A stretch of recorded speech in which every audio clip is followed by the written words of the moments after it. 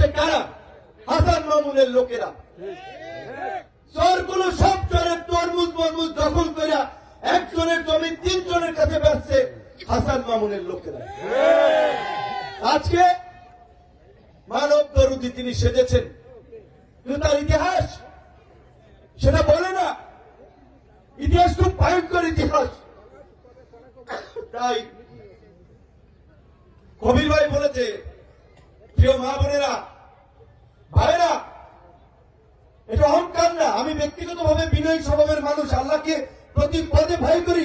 সেদিন রাতে আসার সময় আমাদের প্রটোকল একটা পুলিশের গাড়ি থেকে নিরাপত্তার কারণে পুলিশের গাড়ির নিচে কোনোভাবে একটু কুকুরের একটু পা ভেঙেছে, না যেন ভেঙেছিল, তো পুলিশের গাড়িটা চলে গেছিল।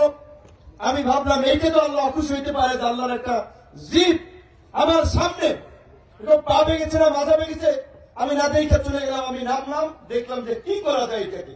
চিন্তা এখন এই কুকুরটা তো ব্যথা পাইছে, কামড়াইতে পারে। পরে আমাদের পৌরসভার একজন দায়িত্ব নিয়েছে, ওর চিকিৎসা সকালবেলা আমরা দেখবো, তারপর আমি ওখানে চলে গেছি। কাজী আমি এটা বললাম এই কারণে যে আমরা আল্লাহকে ভয় করি, যে দুনিয়াতে কেউ না দেখুক, আল্লাহ দেখে আমি কি করতেছি, আমার উদ্দেশ্য কি।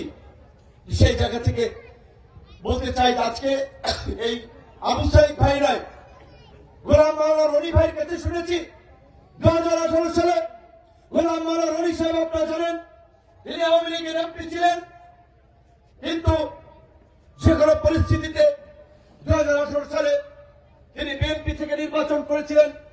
সেদিন গোলাম মাওলানা রনি ভাইয়ের উপরে হামলা, তার ওয়াইফের উপরে হামলা এবং কার্যত তাকে হত্যার চেষ্টা করা হয়েছিল। রনি ভাইকে আমি এইবার বলেছিলাম তার অফিসে গিয়ে, আপনি যদি নির্বাচন করেন আমি ঢাকা থেকে করব।